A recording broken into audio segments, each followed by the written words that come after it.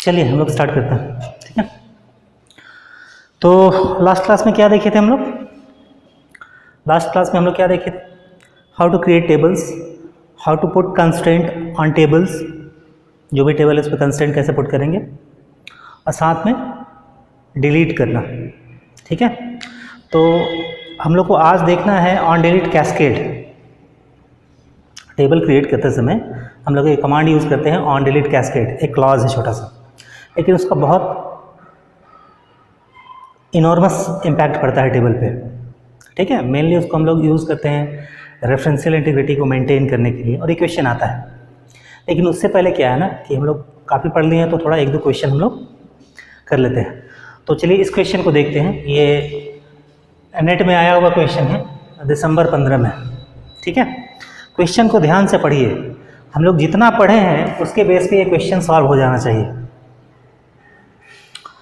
तो क्वेश्चन क्या बोलता है? Consider the following table, create table test, 1 integer, 2 integer, primary key 1, unique 2, check 1 greater than equal to 1, numeric 1 and less than equal to 10, check 2 greater than equal to 1 and less than equal to 5, और ये table creation का जो clause है ये पूरा खत्म। फिर question में क्या पूछता है? हाउ मेनी डेटा रिकॉर्ड्स और टपल्स एट मोस्ट मतलब ज़्यादा से ज़्यादा, कैन दिस टेबल कंटेन, मतलब ये टेबल जो है एटमोस्ट कितने रिकॉर्ड को रख सकता है। ऐसा क्यों पूछ रहा है? क्योंकि यहाँ कुछ कंस्ट्रेंट पुट किया हुआ है। कंस्ट्रेंट क्या क्या है? एक तो प्राइमरी की है, दूसरा यूनिक है, और तीसरा क्या है? चेक, ठीक है। नाउ अब लोगों को ये कंफ्यूज नहीं होना है कि यहाँ 1 इंटीजर लिखा हुआ है, ठीक है। एसक्यूएल का अपना स्टैंडर्ड है, ओरेकल का अपना स्टैंडर्ड है, तो यहाँ पे 1 नंबर और 1 इंटीजर वो सेम ही चीज़ है, ठीक है। क्लियर ना? इंटीजर लिखे या नंबर लिखे एक ही चीज़। तो इस टेबल में पहले आपको देखना पड़ेगा कि इस टेबल में how many attributes are there in this table, मतलब कितने कॉलम हैं। तो हम देख सकते हैं यहाँ पे 2 कॉलम हैं। तो हम लोग क्या करेंगे, पहले कॉलम बना दें, एक 1 के लिए और एक 2 के लिए। ये 2 कॉलम हो गए, ठीक है। अच्छा देखिएगा, इसलिए इसमें से 1 को ये प्राइमरी की बनाया है। नाउ प्राइमरी की का मतलब क्या है? The value in primary key can not be null as well as they must be unique, मतलब प्राइमरी की किसका कॉम्बिनेशन है? यूनिक प्लस नॉट नल का कॉम्बिनेशन है, ठीक है। फिर और क्या कंस्ट्रेंट है? यूनिक 2, मतलब 2 जो है यूनिक है, मतलब ये यूनिक बनाया हुआ है। यूनिक मतलब जैसे हम लोग देखे थे लास्ट क्लास में कि ईमेल जो वहाँ था यूनिक था, मतलब वहाँ पे आप डुप्लीकेट वैल्यू नहीं डाल सकते। लेकिन साथ में एक और चीज़ देखे थे, नल्स दे आर यूनिक, मतलब एक नल दूसरे के बराबर कभी नहीं होता। क्यों? क्योंकि नल हमको पता ही नहीं है क्या है। जब आपको पता ही नहीं है वो क्या है, तो आप कंपेयर किस चीज़ से कीजिएगा? इसीलिए हम लोग पहले भी देखे हैं कि हमारे पास 2 स्पेशल कंपैरिजन है नल के लिए, इज नल और इज नॉट नल, ठीक है। तो यहाँ क्या दिया हुआ है? 2 में यूनिक। नाउ चेक लगाया हुआ, चेक में क्या है? 1 का वैल्यू 1 से ज़्यादा होना चाहिए, ठीक है, और 2 1 से ज़्यादा और 10 से कम। 1 का वैल्यू 1 से ज़्यादा, ठीक है, और 10 से कम, मतलब 1 से ज़्यादा या बराबर और 10 से कम या बराबर। इक्वलिटी का साइन है, मतलब ये वैल्यू 1 से लेके 10 तक हो सकता है। 1 में 1 2 3 4 ऐसा 10 तक पॉसिबल है। लेकिन साथ में 2 पे लगाया हुआ कंस्टेंट क्या?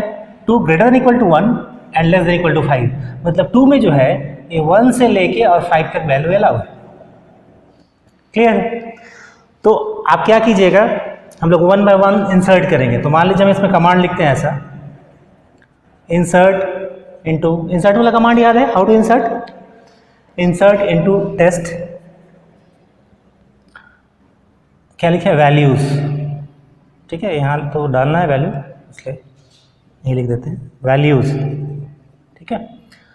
पहला हम लिखेंगे 1 क्योंकि दोनों नंबर हैं, और दूसरा लिखेंगे 1। क्या वैल्यू इंसर्ट हो जाएगा? यस। क्यों? क्योंकि दोनों ही कंडीशन को सेटिस्फाई कर रहा है। तो यहाँ 1 यहाँ 1। क्लियर? फिर अगला वैल्यू हम लिखते हैं, क्योंकि ये तो प्राइमरी की है तो इसका रिपीटेशन अलाउ नहीं है, ना ही नल रख सकते, तो आप इसको बढ़ाए और दूसरे बार लिखे ये 2 और ये 1, तो क्या ये लेगा? नहीं, क्योंकि ये भी यूनिक है तो इसको भी हम रिपीट नहीं कर सकते। तो 2 2, तो ये 2 2 हो गया, ये चला जाएगा। अगली बार सिमिलरली आपको समझ में आ रहा है, ये 3 और ये 3 दोनों ही कंडीशन सेटिस्फाई हो रहा है, तो ये 3 हो गया, ये 3 हो गया। फाइनली सिमिलरली ये 4 और ये 4, ये वैल्यू चला जाएगा। फिर ये 5 और ये 5, ये भी ले लेगा क्योंकि इक्वलिटी का साइन इसको बचा रहा है। ठीक है, नाउ अगर आप यहाँ 6 लिखिएगा और यहाँ 6 लिखिएगा तो क्या वैल्यू जाएगा क्या? सपोज हम यहाँ एंटर कर रहे हैं 6 और 6, तो क्या वैल्यू इंसर्ट होगा? नहीं। क्यों नहीं इंसर्ट? क्यों प्रॉब्लम आएगी इसमें? क्योंकि यहाँ पे जो 2 का जो है 5 से बराबर या छोटा होना चाहिए, यहाँ आप क्या लिखें 6, तो ये वैल्यू नहीं जाएगा। ठीक है, तो जनरली सबको क्या लगेगा कि the possible tuples will be 5, और सरप्राइजिंगली नेट के की में भी आंसर दिया हुआ था 5, लेकिन क्या है ना, वो चांस देता है क्लेम करने का। ठीक है, तो बाद में लोगों ने क्लेम किया और इसका आंसर बदला। अब इसका आंसर कैसे होगा वो देखिए। हम लोग क्या बोले थे यूनिक में? यूनिक का वैल्यू नल हो सकता है, तो आप क्या लिखेंगे यहाँ पे 6 और नल, ये चला जाएगा नल। नल को हम ये डैश से दिखा रहे हैं। नाउ 7 नल, 8 नल, 9 नल, 10 नल। अब कोई पॉसिबिलिटी नहीं है। देख रहे हैं, यूनिक होने की वजह से 2 नल कभी एक दूसरे से बराबर नहीं होगा और यूनिक वाला नल वैल्यू को ले सकता है। ये बड़ा इंपॉर्टेंट पॉइंट है, ध्यान रखिएगा इसको। ठीक है, अदरवाइज वो 5 में टिक मार दीजिएगा और कहाँ 2 नंबर आता हो गया। ठीक है, तो इसका आंसर क्या होने जा रहा है? 10 will be our correct answer. ठीक है, तो देखिए कितना अच्छा क्वेश्चन है ये। ठीक है, सबको समझ में आया? ठीक है।